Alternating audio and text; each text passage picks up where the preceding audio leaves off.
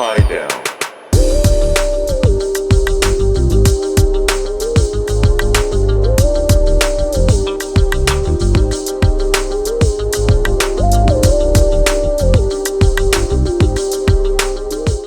Magandang hapon po sa inyong lahat. Buksan po natin ang ating mga Biblia sa 2 Corinthians chapter 5 verse 1 to 21. Alam namin kapag nasira na ang tuldang tinatahanan natin ngayon, ang ating katawan lupa, kami may tahanan sa langit na hindi kailangan masisira. Isang tahanan ginawa ng Diyos at hindi ng tao. Chapter 2. Dumaraing kami habang kami nasa tuldang ito at labis na nananabik sa aming tahanan, makalangit. Chapter 3 verse 3. Upang kung mabihisan na kami nito ay hindi kami matagpuan hubad. Habang nakatira pa kami sa tuldang ito, kami naghihinagpis at dumaraing, hindi dahil nais na naming iwaksi ang katawang panlupa, kung hindi nais na naming mabihisan ng katawang panlangit. Sa gayon, ang buhay na may katapusan ay magpapalitan ng buhay na walang hanggan. Ang Diyos mismo ang naghahanda sa amin para sa ganitong pagbabago at ibinigay niya sa amin ang Espiritu bilang katibayan ng ito'y matutupad. Kaya't laging malakas ang aming loob. Alam namin habang kami narito pa sa katawang lupa, hindi kami makakapasok sa tahanang inihanda ng Panginoon, sapagkat namumuhay kami batay sa pananampalataya at hindi sa mga bagay na nakikita. Malakas ang aming loob at mas gusto pa nga naming iwan ang katawang ito na aming tinatahanan ngayon upang manirahan na sa piling ng Panginoon.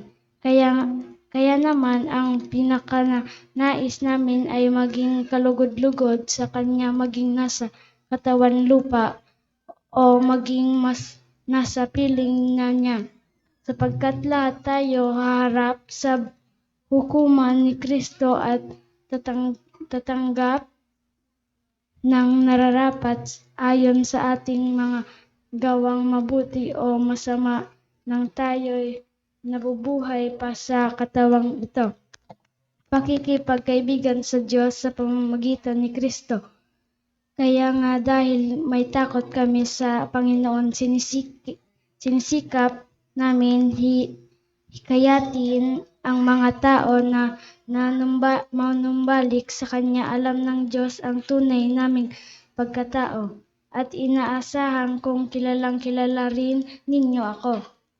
Hindi dahil na nais naming ipagmalaki muli sa inyo ang aming sarili, kundi nais naming bigyan kayo ng dahilan upang kami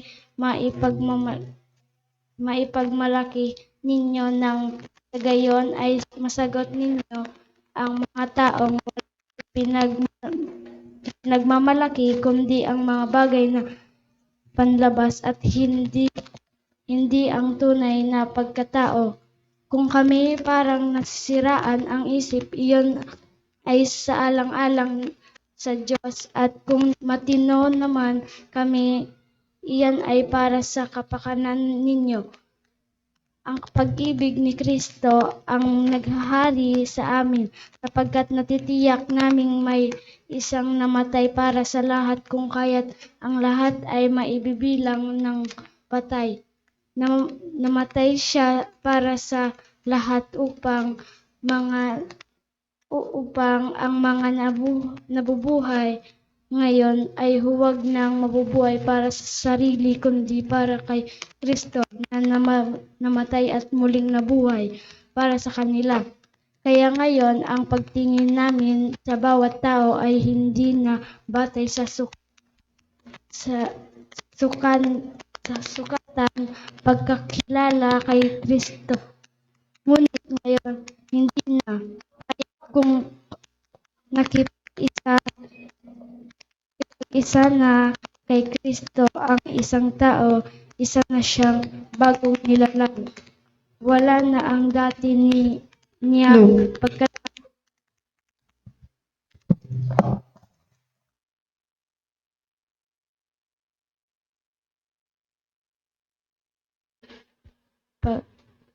pagkatao, sa halip ito'y napilitan ng bago. Ang Diyos ang gumawa ng lahat ng ito sa pamamagitan ni Kristo. Ibinilang niya kaming mga kaibigan at hindi nakaaway at pinagkatiwalaan niya kami upang maglingkod ng sa gayon ang mga tao ay maging kaibigan rin niya. Ang ibig sabihin sa pamamagitan ni Kristo, ang mga tao ay ibinilang ng Diyos ng kaibigan at hindi na niya tinatandaan ang kanilang mga kasalanan. At kami naman ay inatasan niyang ipamalita ito. Kaya nga kami, mga sugo ni Kristo, ang Diyos mismo ang nakikiusap sa inyo sa pamamagitan namin. Kami nakikiusap sa inyo alang-alang kay Kristo. Makipagkasundo kayo sa Diyos. Hindi nagkasala si Kristo, ngunit alang-alang sa atin, siya itinuring na makasalanan upang sa pakikipag-isa natin sa Kanya, maging matuwid tayo sa harap ng Diyos. Maraming salamat po sa pagbabasa ng salita ng Panginoon. Ayan. Maraming salamat sa pagbabasa ng salita ng Diyos, Yumi. And isang mainit na hapon sa bawat isa sa atin. Ayan, pakibati mo na muna ang katabi mo na ang init na to ay kasing init ng pagmamahal ko sa iyo. Ayan. Walang nagmamahal sa katabi mo. Grabe naman yan, ha. Okay, thank you, bro. Ayan, praise God na even though medyo mainit talaga, at least talagang nakikita natin ang kapursigihan ng mga Kristiyano na hindi nagpapahad lang syempre sa init. No, kahit may aircon tayo, 3 aircon, hindi kakayanin halos hindi kinakaya dahil sobrang init, ano. So, anyway, napakasarap mag-worship kay Lord, ano, napakasarap magpuri. Sabi doon sa kanta, si Lord ang holy. Banal ang ating Diyos na pinaglilingkuran ng ating sinasamba. And the reason we live is to worship God. And that's the reality and that's the truth na purpose na ibinigay sa atin ng Panginoon. 'Di ba sabi nga ni sa Romans chapter 12 verse 2, verse 1, therefore, brothers and sisters, by the mercies of God, offer yourself as a living sacrifice, holy and acceptable to God, and that is your spiritual worship. So, ang reason ng bawat Kristiyano, ang goal or ang purpose ng bawat isang Kristiyano ay ang mapupurihan ang Panginoon in all ways, ano? So, pero alam niyo mga kapatid, sobrang init.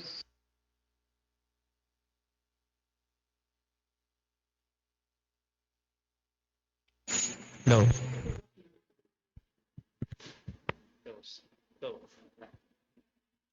Low. Hello. Sound check.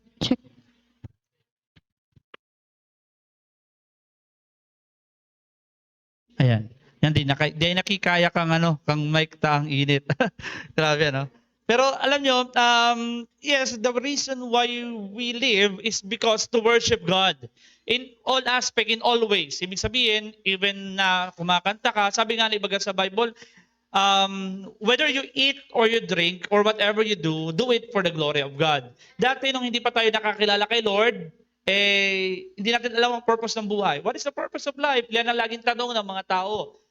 Gigising na lang ba ako, magtatrabaho, uuwi, gigising, magtatrabaho, uuwi. Ganun lang yung pasikot-sikot ng kanilang buhay, yung buhay din natin before. Pero ngayon, Kristiyano tayo, binigyan tayo ng Panginoon ng isang direction, ng isang reason kung bakit tayo mabuhay is to worship God. And that is the truth na ibinigay ng Diyos sa sangkatauhan. Kung bakit niya ibinigay, bakit niya ginawa si Adan at si Eva? Para mag-multiply, para marami ang magpuri sa Panginoon, para marami ang magpuri sa Panginoon. Pero the challenge is, bilang isang Kristiyano, katulad tayo ng isang mga racer. Sabi nga, dinescribe tayo ng Panginoon na ni Pablo bilang isang mananakbo. Ibig sabihin, isang atleta.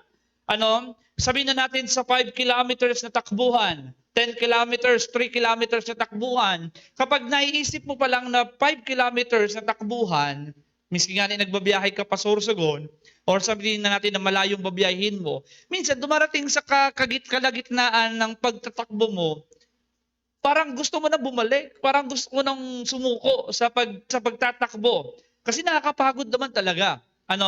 And then, ano ba yung doon sa part na yon, though may discipline ka, pero kailangan mo ng motivation para magpatuloy. Tama? Ganon din po sa Christianity. Alam niyo mga kapatid, sa umpisa ng takbo ng Christian life ng isang Kristiyano, mabilis ang takbo niyan. But along the way, pag nasa kalagitnaan ka na, diyan na dumarating yung parang gusto mo nang sumuko. Parang gusto mo nang huminto sa paglilingkod sa Panginoon. Parang gusto mo nang sumuko, gusto mo nang umayaw, pero diyan papasok ang motivation. Ano ba ang nagmo-motivate sa iyo para magpatuloy sa paglilingkod? Yan po ang ating pag-uusapan ngayon. Sige nga, Ron, yan. Ano ba yung mananatiling naglilingkod sa Diyos? Hindi sa kalagitnaan aalis, 'di ba? Sabi nga ni, malayo ka na para bumalik. Kung napapagod ka, tapos kapag bumalik ka, mas lalo ka mapapagod. Kailangan nating manatiling naglilingkod sa ating Panginoon. Doon sa binasa ni Yumi kanina sa 2 Corinthians chapter 5, diyan lang po kayo, dito makikita po natin kung ano ang nagbibigay or nagmo-motivate kay Pablo para manatiling naglilingkod siya sa Diyos. Kahit na napakahirap, kahit na napakadaming persecution, kahit na napakadaming mga paghihirap sa nakapalibot, even sa ating lahat, sa mga Kristiyano na nandito, lahat tayo na nakikinig ng salita ng Panginoon ngayong araw na ito, lahat tayo nakakaranas ng mga kahirapan, lahat tayo nakakaranas ng struggles na kung minsan, gusto na nating huminto sa paglilingkod. Pero dito, sana sa pag-uusapan natin kung ano ang motivation ni Pablo sa paglilingkod sa Panginoon, naway ganun din po ang maging motivation natin. And hopefully, hindi tayo makatulog. Kasi it is more than 3 points. Ayan. So, tingnan natin. Ano ba? Dito tayong paligoy-ligoy. Ano ba? Sabi diyan sa question natin, bakit tayo nananatiling naglilingkod sa Diyos? Bakit ka nananatiling naglilingkod sa Diyos? Can you ask your seatmate, yung tao sa sa katabi mo, bakit ka nananatiling naglilingkod sa Diyos? Bakit kaya? Ano sa tingin ninyo? Ano ang reason mo? Ano ang motivation mo? Bakit ka naglilingkod sa Diyos? Sabi, requirements nga. Requirements, so yung iba, para makaabot sa langit, pero hindi yan mga kapatid, tayo ay naglilingkod, hindi para makapunta sa langit, naglilingkod tayo kasi tayo ay ligtas na. Okay? So, mino-workout lang natin yung salvation na binigay sa atin. Pero marami po ang mga tao ang nagpapatuloy na nanatiling naglilingkod sa Diyos, minsan may mga wrong motive. Yung iba, dahil sa pera, yung iba dahil sa fame. May naalala po ako na isang Christian influencer na naglilingkod dahil sa fame, pero in-strike yun ng Lord na wala yung YouTube channel niya. So, pagpapalo na yun kay Lord. Now sa atin, ito yung question sa atin, bakit, ano ba yung reason mo? Bakit ka nananatiling naglilingkod sa Diyos ngayon? Praise be to God. Kasi kahit na ganito ang panahon, kahit na yung iba wala talaga dito, at least yung mga nandito nananatiling naglilingkod sa Panginoon. So, tingnan natin. Ano ba yung bakit tayo nananatiling naglilingkod sa Diyos? Katulad ni Pablo, una, dahil sa takot sa Diyos. Basahin natin sa verse 9 and 10. Ng 2 Corinthians chapter 5, verses 9 to 10, ang sabi po dito ng salita ng Diyos, kaya naman, ang pinakananais namin ay maging kalugod-lugod sa Kanya, which is si God. Nais na ni Pablo na maging kalugod-lugod, yan, very na tayo. Kalugod-lugod sa Kanya, maging nasa katawang lupa o kahit na nasa piling na ng ating Panginoon. Verse 10, sapagkat lahat tayo ay haharap sa hukuman ni Kristo at tatanggap ng nararapat ayon sa ating mga gawang mabuti o masama nang tayo'y nabubuhay pa sa katawang ito. Verse 11, yung iunang part ng verse 11, kaya dahil may takot kami sa Panginoon, sinisikap namin hikayatin ang mga tao na manumbalik sa Kanya. Ano yung nagmo-motivate kay Pablo para manatili? Kahit na pinipersecute siya, kahit na marami ang mga taong tumatakot sa Kanya para maghinto siya sa kanyang ministeryo, hindi yun makapagbibigay sa Kanya ng paghihinto. Ang nananatili, ang reason ko bakit siya nananatiling nagpapatuloy sa pagmiministeryo sa Panginoon dahil wala siyang takot sa tao kundi sa Diyos ang kanyang takot. When we say fear of God, marami pong nagkakamali po kasi dito. Marami po ang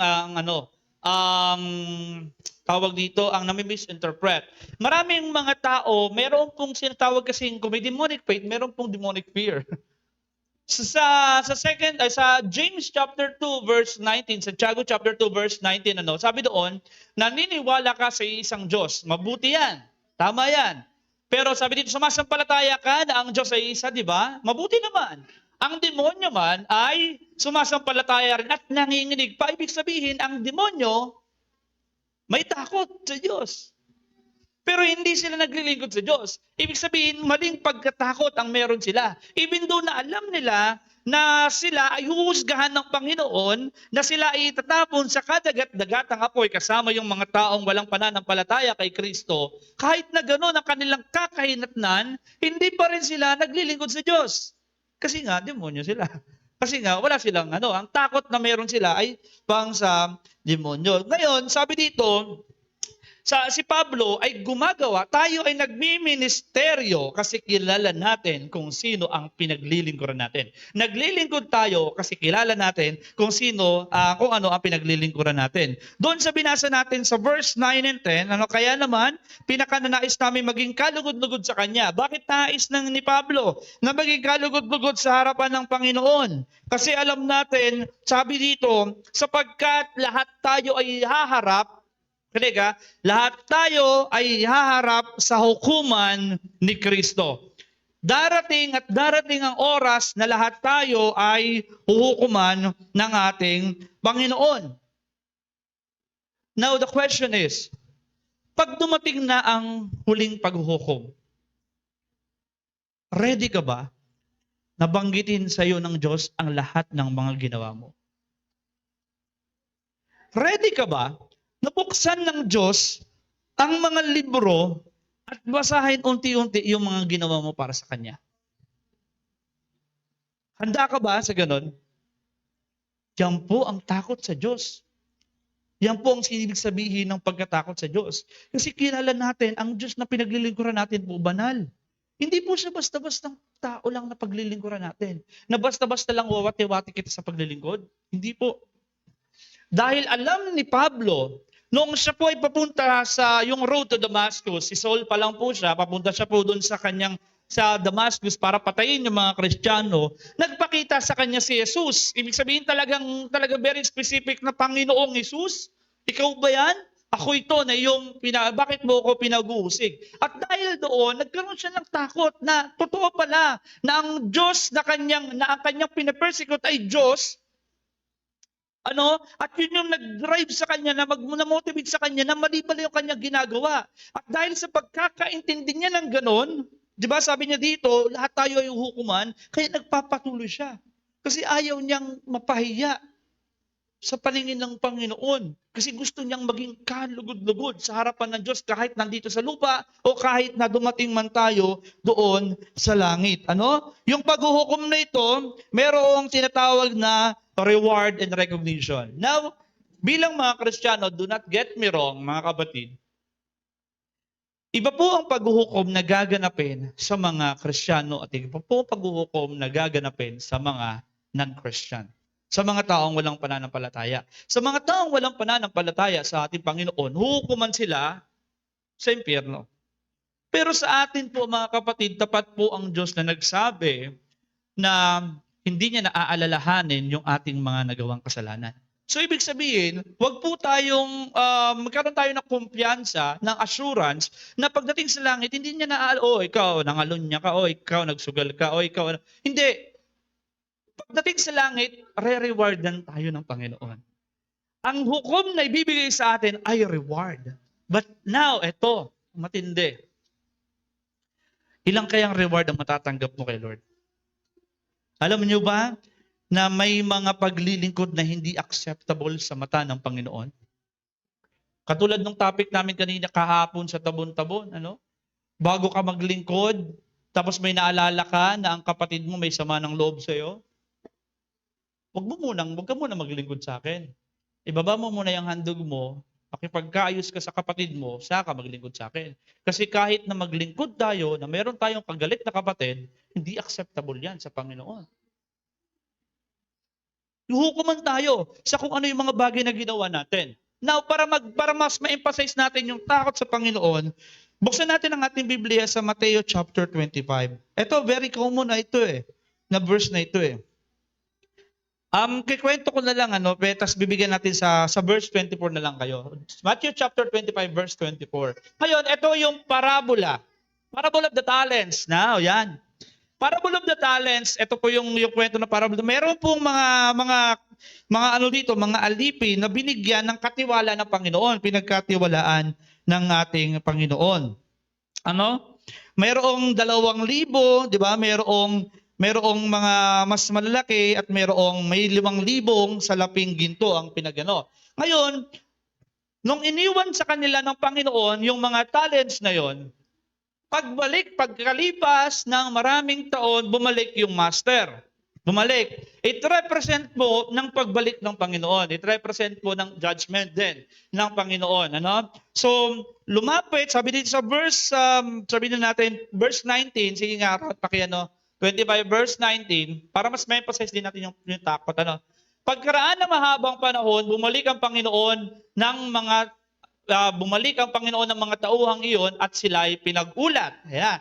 Ni-report yung mga binigay sa kanila, lumapit at tumanggap ng 5,000 salaping ginto at sinabi, Panginoon, ito po ang 5,000 salaping ginto na iniwan ninyo sa akin. Heto naman po ang 5,000 salaping ginto na tinubo. Wow, nag-times 2. Ibig sabihin po nito mga kapatid, straightforward, lahat po ng mga Kristiyano, meron pong kanya-kanyang binigay na gifts ang Panginoon para gamitin sa ministeryo niya. Now, it drives na ang magmomotivate sa atin doon yung pagkatakot sa Panginoon. Mamaya, iyan natin. Pagdating ng paghuhukom ng Panginoon, makinig po kayo ibibigay at ipagkakaloob po natin at i-report po natin yan sa Panginoon. Merong reward sa langit, pero dito sa mundo, mayroon ding reward, which is satisfied. Mamaya, ipapaliwanag ko din sa inyo. Kaya pakibasa nga sa verse 20, yan naman, 20. Lumapit naman ang verse 21.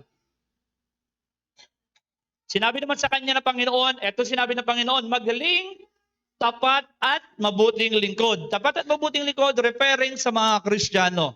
Kasi darating ang panahon na sasabihin sa atin ng Panginoon, well done, my good and faithful servant. We are all servant, mga kapatid. Sige, doon ka lang muna ron. Sabi dito, English pala.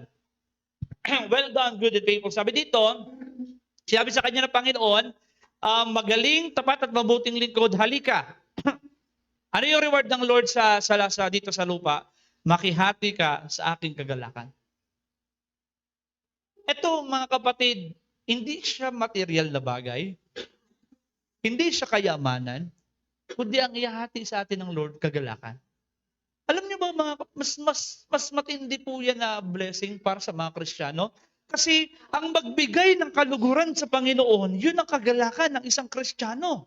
ang magbigay ng kaluguran sa ating Panginoon. Kung makikita mo na kahit na nahihirapan ka na sa ministry, kapag nakikita mo yung outcome na mayroong nangyayaring maganda sa ministry, pagkakaroon ka doon, hatihan ka ng Lord ng kagalakan, na kahit na minsan na napakahirap, yun yung magbibigay sa iyo ng kalakasan. Kaya nga sabi ng Bible, ang kalakasan, kagalakan ng Panginoon ay ang aking kalakasan. The joy of the Lord is our strength. Diba? Makihati ka, naging tapat ka sa kaunting halaga, makinig ha, kaya gagawin kita ang tagapamahala ng malaking halaga. And that's the reality. Now, ganun din yung nangyari. Verse 23, 22, same lang din ang nangyari. Verse 23, ito na ngayon sa verse 24.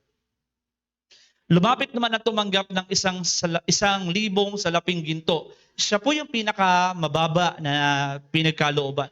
Diit na nga ni ang gifts, hindi pa ginamit para sa Panginoon. Ano ibig sabihin dito? Kung iniisip mo man na wala kang gifts, tapos hindi mo pa siya gagamitin sa Panginoon, abay, aalisin din niya sa atin ng Panginoon. Ano? Alam ko pong kayo'y mahigpit. No, mayroon siyang kaalaman na ang Diyos ay mahigpit. Pinipitas ninyo ang bunga ng hindi ninyo itinanim at tinaanin ninyo ang hindi ninyo inahasik. So, ibig sabihin, mayroong takot. Verse 25, meron diyang word na takot eh. Gusto ko rin yan. Natatakot po ako, kaya't ibinaong ko sa lupa ang inyong salaping ginto. Heto na po ang salaping iniwan ninyo sa akin. May takot pala tong taong to. Binigyan siya ng gifts ng Panginoon, pero may takot siya, pero hindi niya ginamit sa Panginoon. Kahit na may pagkaunawa siya kung sino ang kanyang pinaglilingkuran. Mga kapatid, hindi po sapat na meron kang kaalaman kung sino ang pinaglilingkuran mo. Kailangan yung takot na yon maisabuhay mo. Darating ang panahon na uhukuman tayo ng Panginoon. Sige, verse 26. Sumagot ang kanyang Panginoon, masama. Halika, masama at tamad na lingkod. Oh, grabe, ang sakit naman sa tainga na ito. Ikaw na isang Kristiyano, tapos meron kang kakayanan na gumawa para sa gawain ng Panginoon dahil meron kang takot, pero mali yung pagkatakot mo. Natatakot ngaya ako na baka ngaya magkamali. Natatakot ngaya ako, baka paluin ako ng Lord. Masama at tamad na lingkod. Alam mo palang pinipitas ko ang bunga ng hindi ko tinanim at inaani ang hindi ko inasik sa verse 26, 7. Bakit hindi mo na lamang inilagay sa bangko ang aking salapi kahit paano'y may tubo sana ito? Kaya ang sabi doon, ang ginawa doon, to make the long story short, ikinuha yung 1,000 na yon, tapos ibinigay. Ito pang matindi. Verse 29, sige nga, pakibasa sa verse 29.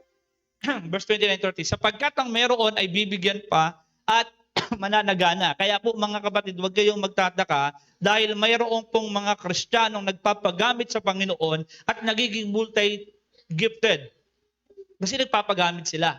Pero yung mga taong hindi nagpapagamit sa ministeryo ng Panginoon, bakit inisip natin, bakit wala akong gift? Bakit hirap kang ma-identify kung ano ang gift mo? Kasi hindi ka nagpapagamit kay Lord. Hindi tumutubo kung ano yung kakayanan na ibinigay sa iyo ng Panginoon. Ito po ay isang babala sa atin, mga kapatid. Darating ang panahon na uhukuman na tuhusgan tayo ng Diyos base sa kung ano yung ginawa natin dito sa lupa. Sabi diyan, verse 30, ito matindi.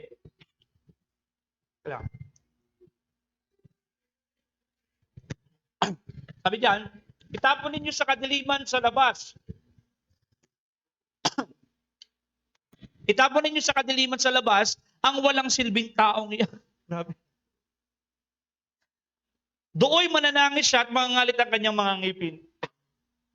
Ano ibig sabihin niya? Impyerno. Which in fact, ito ang reality, ito katotohanan. Ang Kristiyanong pinagkalooban ng Panginoon na kakayanang magministeryo, sa ayaw at sa gusto niya, ang papagamit at magagamit siya ng Panginoon. Huwag na sana tayong dumating sa punto na ganyan. Magkakaroon tayo ngayon ng question sa sarili natin. Am I a truly believer of God? Totoo ba talaga akong Kristiyano? Totoo ba talaga akong tinanggap ang Panginoon? Bakit hindi ako nagagamit sa ministeryo niya? Tandaan natin mga kapatid, magkaroon ng takot sa Panginoon, yun ang magmo-motivate sa atin na tayo ay magpatuloy sa gawaing ipinagkaloob niya sa atin. Ano? It is a place of revelation. Tiyunti. O ikaw ngayang Melvin, ini ngayang ginibo mo, o ito ang reward mo. 'Di ba? Mga kapatid, wag sana tayo maging Kristiyano. Alam mo 'yan, kapag may awarding po baga sa mga basketball ganyan, may mga awarding, yan, aragaan, may awarding siya. Wag po sana tayo mga Kristiyano na dito sa lupa, ang ministry natin, clapping ministry. Baka pagdating po sa langit, wala tayong award, clapping ministry pa rin ang ating ministry sa Panginoon. Tagapalakpak lang tayo at hindi tayo binigyan ng reward ng Panginoon. Ito pa, it's a place of reckoning. Ibig sabihin, lahat ng ginawa natin dito sa mundo ay accountable tayo at pananagutan po natin yan sa ating Panginoon. Ano? Pananagutan. Kaya nga po, totoo po yung sinabi na iintindihan po talaga ni Pablo ang bagay na ito. Sa Ezekiel, basahin natin ron sa Ezekiel chapter 3 verse 17 to 19. Pananagutan na mga kapatid, ang sino mang Kristiyano, lahat tayo may pananagutan kapag hindi natin ginawa ang mga bagay na dapat natin gawin para sa Panginoon. Pananagutan po natin sa Panginoon yan. Ginawa ninyo ako ng malaking kalapastanganan sa harapan ng aking bayan sa pamamagitan ng kaunting harina at ng durog na tinapay, sa pamamagitan ng inyong pagsasabi ng kasinungalingan sa mga mahihilig makinig sa kasinungalingan. Pinapatay ninyo ang dapat mabuhay at binubuhay ng dapat mamatay. Verse 20. Verse 17 muna, Ron, palan. Ezekiel chapter 3 verse 17. 3:3, kaya pala iba itong nabasa ko. Ezekiel chapter 3 verse 17. Ito, Ezekiel, anak ng tao, ginawa kitang bantay ng bansang Israel. Makinig ka sa aking sasabihin at bigyan mo sila ng babala. Verse 18, kapag sinabi kong tiyak na mamamatay ang mga taong masama, at hindi mo sila binigyan ng babala upang sila'y makapagsisi, ang mga taong ngang iyon ay mamamatay dahil sa kanilang kasalanan ito. Ngunit pananagutan mo sa akin ang kanilang kamatayan. We are accountable. Even sa pagsasalvation na natanggap natin, kapag hindi natin naibahagi ang salvation na yan, we are accountable to God. Kaya nga lahat ng mga bagay, lahat ng ginagawa natin, kung ikaw ay mayroong tunay at banal na takot sa Panginoon, magpapatuloy ka sa ministeryo ng Panginoon. At yun ang nabumotivate sa Kanya. Kaya ano ang dapat natin gawin? Sana katulad ni Pablo, sikapin nating maging kalugod-lugod sa Panginoon. Dito man sa lupa o kahit na nandun na tayo sa langit. Ano? So kailangan magkaroon. 'Di ba? Magmi-ministeryo tayo sa Panginoon. Bakit ka nagmi-ministeryo? Hindi dahil sa fame, hindi dahil sa pera, kundi kilala kasi natin kung sino yung pinaglilingkuran natin. Kilala natin, nagmi-ministeryo tayo sa Panginoon at ang motivation natin doon kasi kilala natin na dapat magkaroon tayo ng takot sa Panginoon. Ano pa? Pangalawa, bakit ka nanatili? Takot ka sa Panginoon, kundi nananatili ka dahil sa pag-ibig ni Kristo sa iyo. Dahil sa pag-ibig. Hindi lang tayo nagmi-ministeryo kasi kilala natin ang pinaglilingkuran natin. Kundi nagmi-ministeryo din po tayo, naglilingkod din po tayo dahil minahal tayo ng pinaglilingkuran natin. Sa verse 40 ng Corinthians chapter 5, 2 Corinthians chapter 5 verse 40. Sabi po dito, ang pag-ibig ni Kristo ang naghahari sa amin, sapagat natitiyak naming may isang namatay para sa lahat, kung kaya't ang lahat ay mabibilang ng patay. Pag-ibig ni Kristo ang naghahari sa amin. Now, ang motivation ni Pablo, ang isa pa sa nagdadrive ng kung bakit siya nagpapatuloy at nananatili sa ministeryo, kasi naintindihan niya po ang pag-ibig ni Kristo sa kanyang buhay.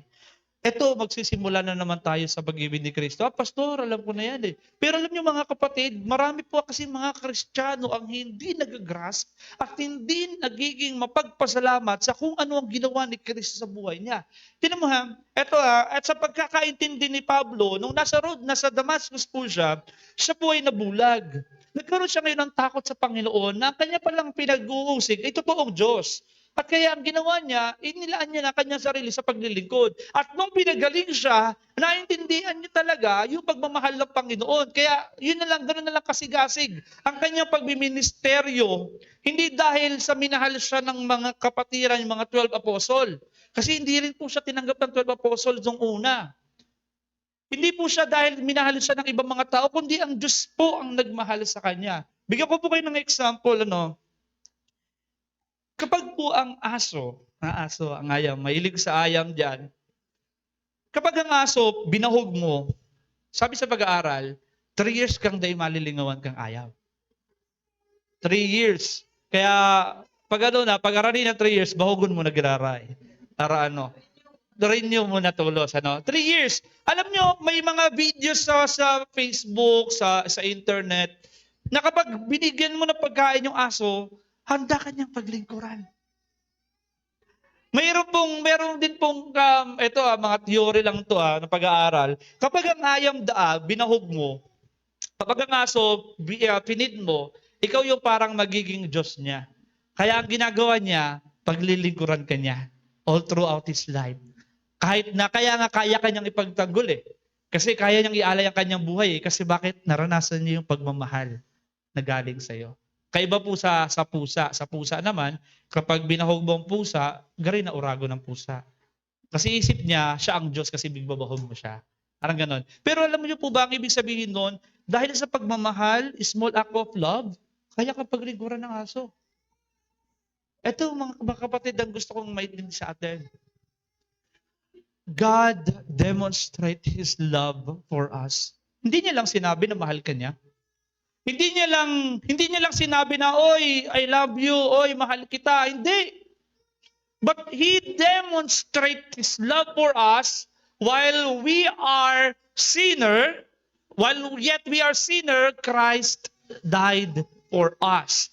The very, very a great blessing na matatanggap mo ay ang pag-ibig ni Kristo. Tandaan po natin mga kapatid, ang init na nararanasan natin sa panahon ngayon ay hindi matutumpasan ang init sa impyerno.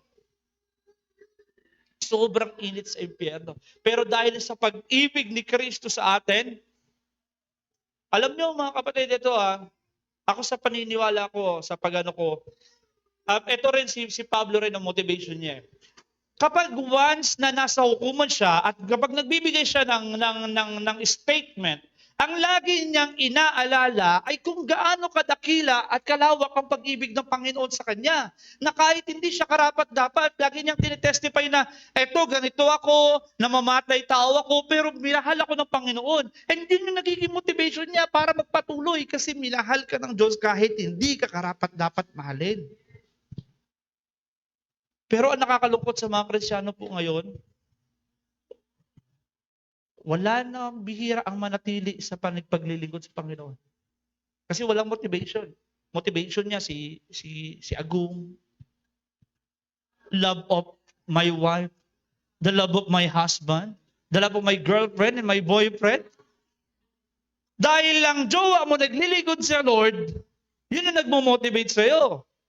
Dahil may mga makukuha ka, yun ang magmo-motivate sa iyo. Kaya ang nangyayari sa kahit na konting pagkakamali or something na konting struggle lang, hindi ka lang napansin, hindi na naglilingkod. Nag-away lang na mag-asawa, hindi nagsisimba. Konting tampuan lang, aalis na sa ministry. Mga kapatid, walang katumbas ang ibinigay sa atin ng Diyos. Katawan niya, pag-ibig ng Panginoon, sarili niyang katawan, inialay niya para sa isa lang na creation. Kahit hindi tayo karapat-dapat kasi mapagmahal siya. Para ang ginagawa niya, binibigyan niya tayo ngayon ng identity, na pag-ibig, na maglingkod tayo sa Kanya. Pero sa konting dahilan lang, konting dahilan, maraming mga Kristiyano ang umaayaw sa ministry. Kasi iba po ang kanilang motivation. Huwag po sanang maging motivation natin yung kung ano-ano mga bagay. Isipin po natin. Minsan mahirap ang ministry. Di pa nga ni kita nagdadanak ng dugo, sabi baga sa Bible. Di pa dumadanas ng dugo ang paglilingkod mo sa Panginoon. Pero tandaan natin, mga paghihirap natin sa ministry, dugay sa ginibo ni Kristo para sa tuya. Miski na kita karapat dapat, pigpadaba kita ni Lord. Sabi doon, ingrato daw. Walang pagpapasalamat sa Diyos ang mga taong hindi nananatili sa paglilingkod sa Panginoon. Ang paglilingkod sa Panginoon, isa na lamang po yung pagpapasalamat sa pag-ibig na ibinigay sa atin ng Panginoon. Sana mga kapatid, prayer ko, maghari nawa sa puso ng bawat isa ang pag-ibig ni Kristo. Lagi nating alalahanin ang kanyang ginawa sa atin, kahit na noong tayo'y makasalanan pa, iniisip natin na wala naman talagang halaga ang buhay natin. Mabuti na lang talaga minahal tayo ng Panginoon. And now, ang ating response, ang ating motivation, pagpapasalamat ay ang patuloy at manatiling maglingkod sa Panginoon kahit na napakahirap ng sitwasyon natin. Ano? So, si Pablo, motivated siya, nagbiministeryo tayo, hindi lang dahil kilala natin ang pinaglilingkuran natin. Nagbiministeryo tayo hindi lang dahil minahal tayo ng Diyos. Kundi pangatlo, nagbiministeryo tayo, naglilingkod tayo sa Panginoon dahil tayo ay binigyan ng bagong buhay. Yan ang ating third point ngayon. Dahil, bakit tayo nananatiling naglilingkod sa Panginoon? Dahil tayo ay binago na ng Diyos. Buksan na yan, nasa verse 17. Very popular verse, 2 Corinthians 5:17. If anyone is in Christ, he is a new creation. The old is gone and the new has come. Ibig sabihin, creation na tayo, bago na tayong creation ng Panginoon. Wala na pala yung luma. Wala na yung dati mong pagkatao, tayo ngayon ay bago na. Anong ibig sabihin nito? Kung dati po wala ka pa pong Kristo sa buhay, ang ginagawa mo, wala ka patutunguhan, ano gagawin mo? Minsan yung iba nagbibisyo, yung iba kung anong ginagawa, ma-please lang yung ibang tao. Ang kanilang pinaglilingkuran ay yung kanilang sarili at yung tao para i-please o para mapasaya ang mga taong nakapalibot sa kanila. At hindi mo alam kung saan ka pupunta, hindi mo na alam kung anong direksyon ng buhay mo. Wala kang sense of direction kasi nga, walang nag-guide sa'yo. Pero dahil sa pag-ibig ni Kristo sa atin, at tayo ngayon ay binigyan pa nga ng bagong identity. Ang bagong identity na to, ibig sabihin, may bago na tayo, bago na ang lahat-lahat sa atin. Bago na ang ulo natin. Bago ang ulo ha, tinan mo katabi mo, baka luma na yung ulo. Pero binigyan tayo ng Panginoon ng bagong pag-iisip. Ano? Iba na, pag sinabi natin binago tayo ng Panginoon, kung dati wala tayong pakialam sa ibang mga bagay, ngayon dahil binago ka na ng Panginoon, ang motivation mo, binago ka na ng Diyos, kaya ang iniisip mo ay puro na lang sa mga makalangit na bagay. Ano? Yung thoughts mo,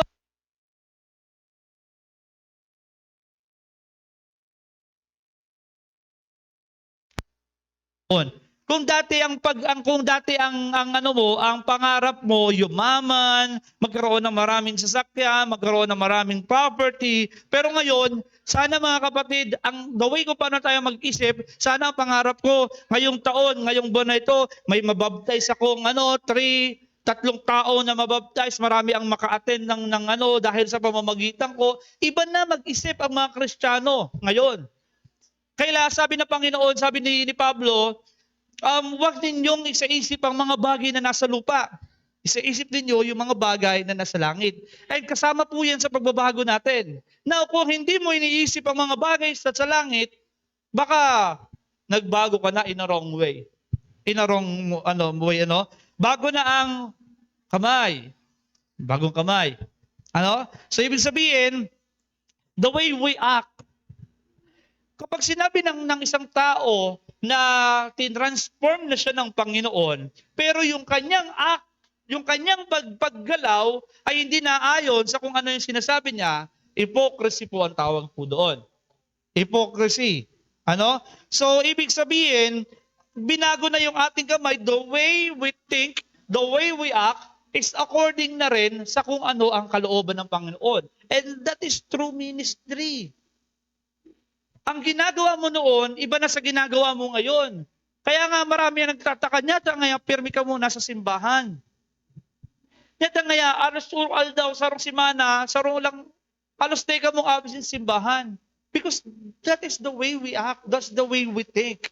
Lahat na ginagawa natin, lahat ng iniisip natin is for God's glory. Yan po ang mag-motivate. Kasi binago na tayo ng Panginoon. Hindi na ikaw yung dating lasinggero.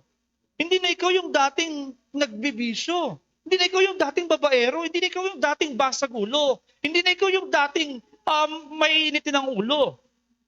Kung dati ganun yung mga ginagawa mo at wala ka patutunguhan sa buhay, ngayon, mga kapatid, ang motivation natin, binago tayo ng Panginoon. Kaya kung ano yung gagawin ko, ano yung iniisip ko, ay lahat na yon ay para sa kapurihan ng ating Panginoon. Bago na rin ang identity mo. Hindi ka na makalangit, ay hindi ka na makalupa, hindi na dito sa lupa ang iyong tahanan, kundi sa langit ay you are now ambassador of Christ. And even yung puso mo, pinakamahalaga, binago na tayo ng Panginoon sa puso natin. The way kung ano yung karakter natin, even though mahirap, may mga struggle sa buhay, kahit po si Pablo may struggle, pero hindi sa pamamagitan, hindi lang dahil doon, sabihin, hindi matitigil ang paglilingkod ni Pablo dahil sa struggle niyang yun na hindi inalis ng Panginoon. Kasi sufficient pa rin ang grace ng Lord. Kahit na ganun pa man, patuloy pa rin siya kasi alam niya sa kanyang sarili na binago na siya ng Panginoon. Ano ang kanyang ginagawa ay para na sa kalulugan ng Panginoon. Ganun din sa atin mga kapatid. Lagi kong sinasabi ito. Marami magsasabi sa iyo, bakit hindi ka na umiinom?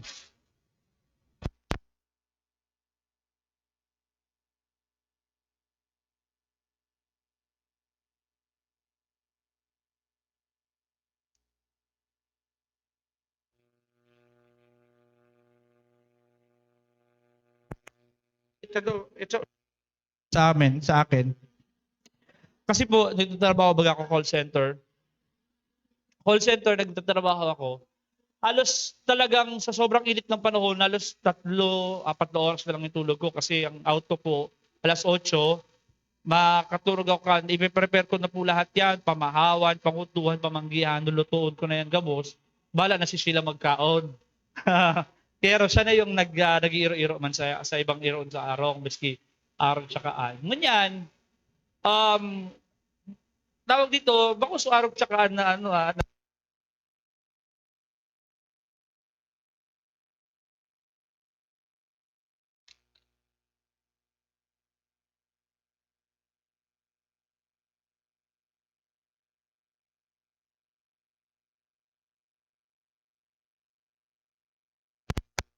gawain, halimbawa, mapatlabon-tabon, tawag dito, nag-request din ako ng leave kasi hindi na pala pwede mag-leave sa May 1.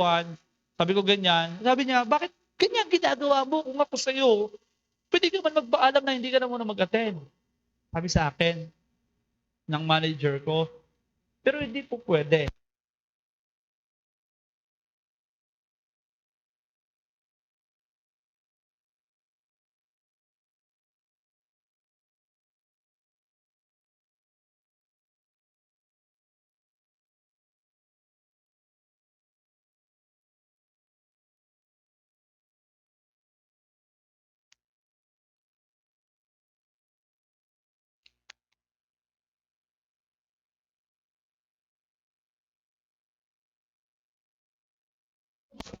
Ng ating Panginoon.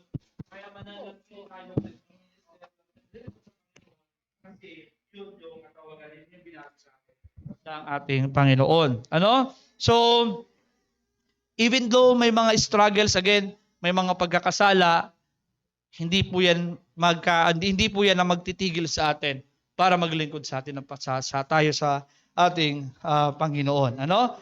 Pangapat, again, Hindi lang tayo naglilingkod, hindi lang tayo naglilingkod dahil kilala natin ang pinaglilingkuran natin. Hindi lang tayo naglilingkod dahil minahal tayo ng pinaglilingkuran natin. Hindi lang din tayo naglilingkod dahil binago tayo ng pinaglilingkuran natin. Kundi naglilingkod din tayo kasi pinagkatiwalaan tayo ng Diyos sa bagay na yan. Ano? Sa verse 18 to 19. Basahin po natin. Sabi dito, verse 18 to 19, ang Diyos ang gumawa ng lahat ng ito sa pamamagitan ni Kristo. Ibinilang niya kaming mga kaibigan at di nakaaway at pinagkatiwalaan niya kami upang maglingkod ng sagayon ng mga tao ay maging kaibigan rin niya. Ang ibig sabihin, sa pamamagitan ni Kristo, ang mga tao ay binilang ng Diyos na kaibigan at hindi na tinatandaan ang kanilang mga kasalanan at kami naman ay inatasan niyang ipamalita ang bagay na ito. So ibig sabihin, pinagkatiwala sa atin ng ating Panginoon. Kapag sinabi natin pinagkatiwala, naalala ko po yung preaching ni Pastor Ronnie noon, kaanong Sunday, he enabled you to do the ministry. Natatandaan niyo pa ba yon? He enabled us to do the ministry. Ibig sabihin ng enabled, pinagkatiwala sa iyo ang ministry na yan, kaya i-enable ka. Ibig sabihin, bibigyan ka niya ng mga kakayanan para ma-fulfill yung ministry na yan. Naalala ko po, God qualified the call.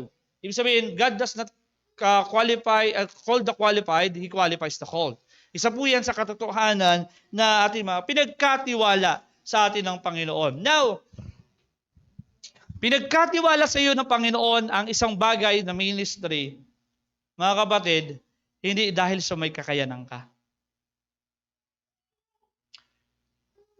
Ibig sabihin nito, wala tayong may pagmamalaki sa harap ng Panginoon. Kasi kung magbiministeryo ka, ang iyong purpose, ang motivation mo dahil magaling ka, nagbiministeryo ka kasi ang purpose mo para ipakita sa mga tao na kaya mo, na magaling ka, hindi po yun ang tama. Kasi una sa lahat, ang lahat ng kakayanan at lahat ng meron tayo ay galing sa Panginoon. Galing sa Panginoon po ang mga bagay na yan. Ipinagkatiwala lang sa atin yan ng Panginoon para gamitin natin. Para sa ikalulugod ng kanyang pangalan, para sa kanyang ministeryo. Kaya wala tayong dapat ipagmalaki. Pinagkatiwala lang sa atin yan ng Panginoon, katulad ng parable of the talents kanina. Ano kailangan natin gawin? Gamitin natin ang mga pinagkatiwala sa atin ng ating Panginoon. Pinagkatiwalaan ka ng Diyos ng motor, di gamitin mo yan para sa kanyang ministeryo. Di ba? Pinagkatiwalaan ka niya ng magaling kumanta. Kasi ikaw yung pagkakatiwalaan niya na humarap dito sa unahan.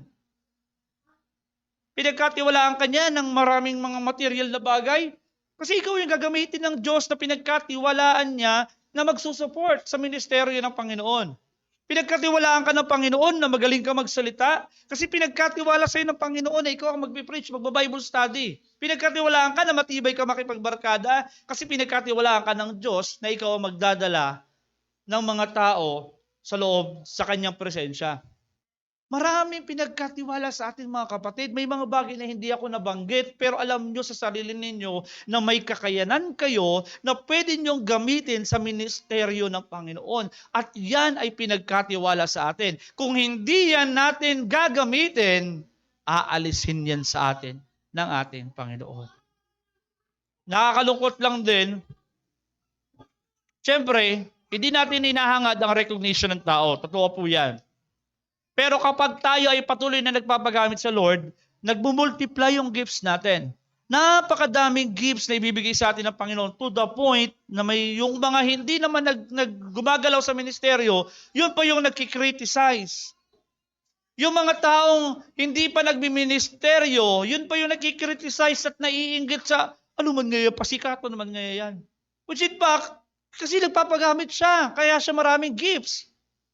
Pero yung mga taong hindi na nagpapagamit, sila pa po talaga yung nakikriticize. May napakadaming gifts na binigay sa atin. Huwag nating hayaan na alisin sa atin yan ng Panginoon. magkaroon pa rin tayo ng takot sa bagay na yan. Alam niyo po ba, isa sa inimpress sa akin ng Lord,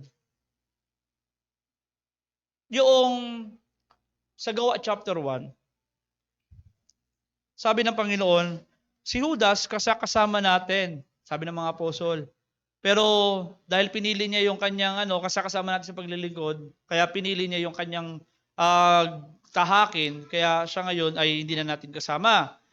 Ngayon, magpalabunutan tayo kung sino ang papalit sa kanyang gawain. Alam mo yun? Kung ikaw si Judas, have you ever imagined na sabihin ng Panginoon, oy, etong binagkatiwalaan ko, di na gumagalaw, palitan natin. It's questionable sa sarili natin. Bakit ako papalitan? Bakit aalisin ako sa ganitong gawain? Dahil hindi mo ginagampanan bagay na yan. So what motivates you? Pinagkatiwala sa iyo ng Panginoon yan. Kaya dapat mong gawin.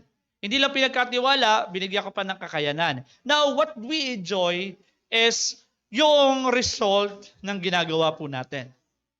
Minsan, totoo po talaga nakaka-discourage din minsan na pag-minister eh. Ministry eh. Halimbawa, sa mga kapatiran, pasawayo na kapatiran. Alam niyo po ba, isa po yan sa nakakapag-discourage sa pastor na maglingkod? Pero dahil pinagkatiwala ng Panginoon ang gawain na yan, magpapatuloy at mananatili po sa paggawain ng Panginoon. Nagmi-mission ka, so mga nagtuturo ka, di na nag-iiro, di na nagdadangog sa imo. Nakaka-discourage, parang gusto mo nang kaya tumigil. Pero dahil sa pinagkatiwala sa atin ng Panginoon yan, magpapatuloy tayo.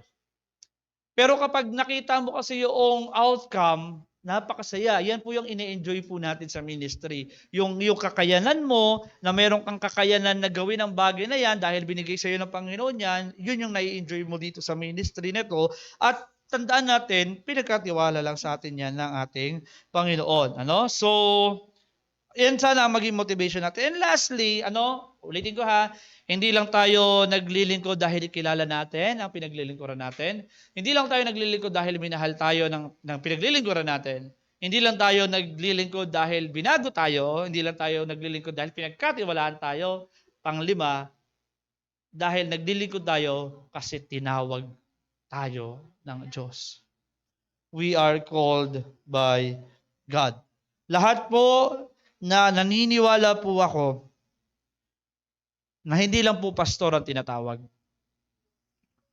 Hindi lang po si Deacon ang tinatawag. Hindi lang po kung sino-sino ang na-leader ang tinatawag.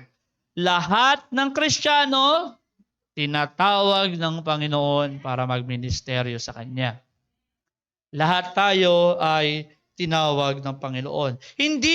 Hindi si pastor ang magbibigay sa iyo ng gawain, hindi si kapatid, hindi si ganyan, ang Panginoon. Kaya ang alisin natin sa kaisipan natin na tayo ay pinipilit na gawin ng mga bagay na pinapagawa sa atin, utos ng utos. Huwag nating isipin na pipipilit kita na mag-attend sa worship service. Huwag nating isipin na pinipilit tayo umattend sa discipleship class. Kundi ang Panginoon, ini-encourage tayo, lahat tayo ay tinawag para maglingkod sa Kanya. Mga kapatid, lahat tayo tinawag ng Panginoon. Kaya nga kami, mga sugo ni Kristo, ang mismong nakikiusap sa inyo. Sugo ni Kristo, lahat tayo tinawag ng ating Panginoon. Pero marami po sa mga tao ngayon ang hindi nagsiserve kasi iniisip nila hindi sila tinawag. Ang mga taong ito na iniisip nila na hindi sila tinawag ay ang mga taong hindi nagbabasa ng salita ng Panginoon. Go therefore and make disciples of all nations, baptizing them in the name of the Father. Great Commission. Hindi niya po sinabi doon, you pastor, go and make disciple. You deacon, go and make disciple. Kundi generalize niya sa mga taong nakakilala sa Panginoon, sa mga taong tumanggap ng biyaya ng Panginoon, lahat po tayo tinawag ng Panginoon. Kung tinawag ka sa ministeryong iyan, kailangan mong gawin ang mga bagay na yan. Kasi ang nag-utos sa iyo ay hindi lang tao, kundi ang Diyos po mismo. Now, isipin natin, Marami mga taong hindi ini-embrace na tinawag sila ng Diyos. Bakit? Kasi hindi nila alam na pinagkatiwala sa kanila yan ng Diyos eh.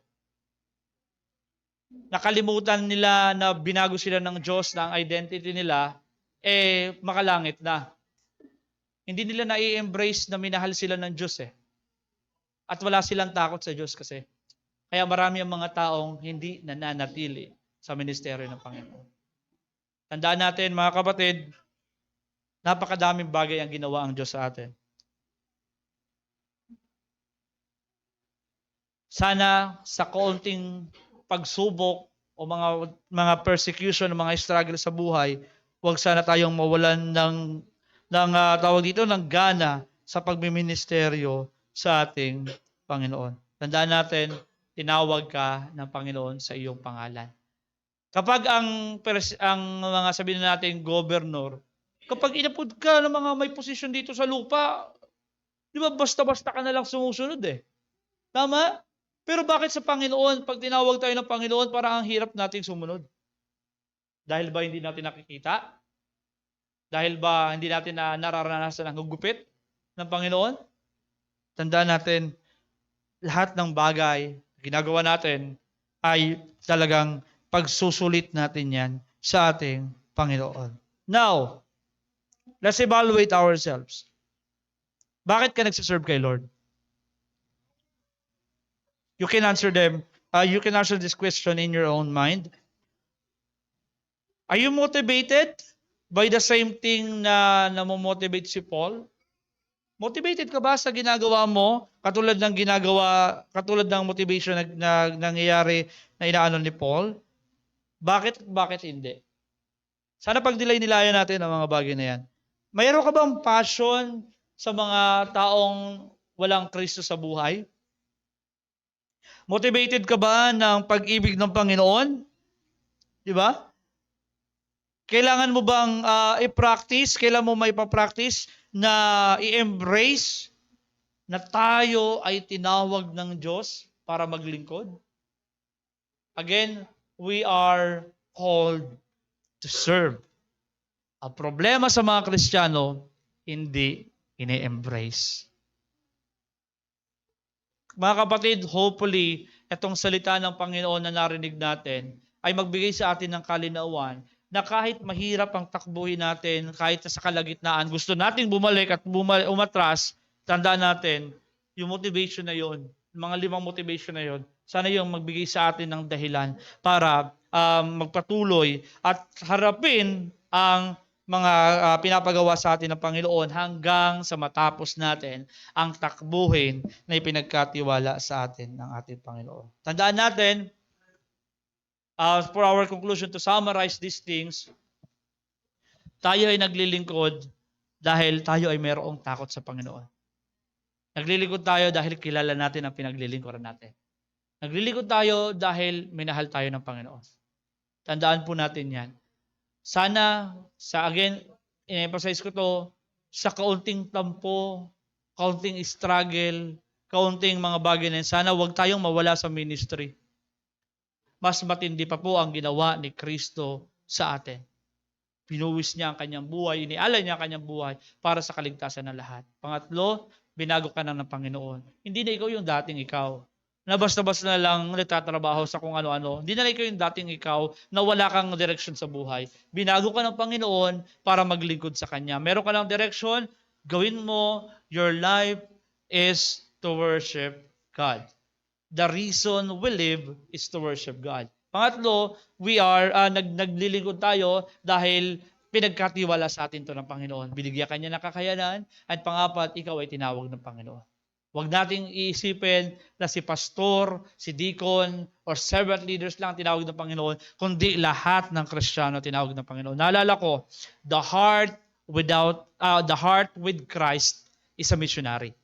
The heart without Christ is a mission field. Tandaan natin yan. We are called to serve by God. Kailangan natin i-embrace sa mga bagay na yan. Mananatili akong naglilingkod sa Panginoon. Sabihin mo sa katabi mo, mananatili akong maglilingkod sa Panginoon. Ayan. Palakpakan natin ang Panginoon. To God be all the glory.